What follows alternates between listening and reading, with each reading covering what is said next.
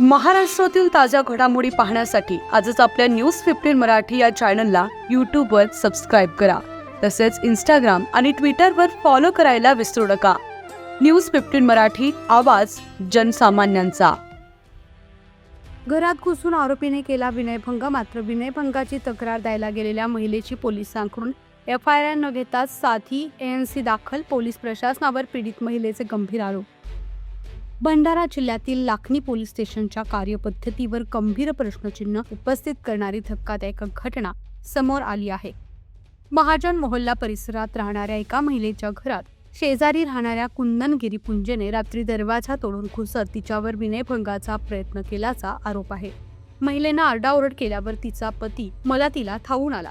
मात्र आरोपीने पतीसह लहान मुलालाही मारहाण केल्याचे सांगितले जात आहे.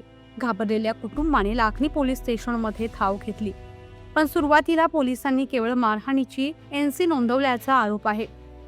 पीडितेने वरिष्ठ अधिकाऱ्यांकडे तक्रार केल्यानंतर तब्बल 10 दिवसांनी विनयभंगाचा गुन्हा दाखल करण्यात आला.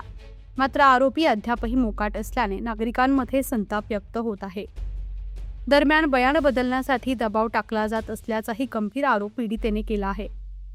आता या प्रकरणात वरिष्ठ पोलीस अधिकारी काय भूमिका घेतात आणि पीडित महिलेला न्याय मिळतो का, याकडे संपूर्ण जिल्ह्याचे लक्ष लागले आहे. पाहूया सविस्तर नेमकं काय म्हणणे आहे पीडित महिलेचे. मी फिर्यादी राहणार लाखनी.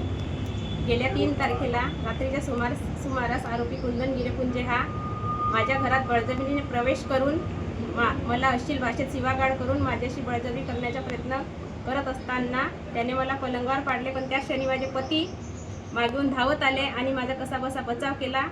त्यावेळी त्याने मला सोडून त्यांना जीवे मारण्याचा प्रयत्न करून त्यांच्या छातीवर बसला आणि त्यांचा गळा दाबण्याचा प्रयत्न केला. आम्ही यातून कसेबसे सुटावलो आणि बाहेर पडालो. बाहेर पडून आम्ही पोलीस स्टेशन गाठलं आणि पोलीस स्टेशनमध्ये आम्ही दोघेही पती पत्नी आपला गुन्हा नोंद करण्यासाठी बोललो असता मला न बोलू देता फक्त माझे पतीचे बयान घेऊन त्यांना NC देण्यात आली आणि घरी पाठवण्यात आली. माझी कोणतीही तक्रार त्या NC मध्ये दखल करण्यात आली नाही.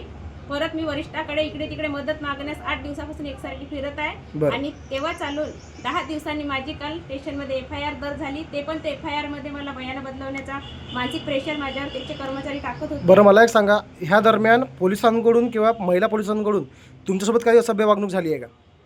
महिला पोलिसांकडून जा, तुला जो करायचा आहे तो करून घे, तुझा पती त्या दिवशी उघडा आला होता ना, अशा प्रकारचे बोलणं मला बोलत गेले. आणि तू आपलं बयान का बरं म्हणजे चेंज करत नाही, आम्ही जसं बोलतो तसं तू बयान दे. मी का बरं देऊ सर?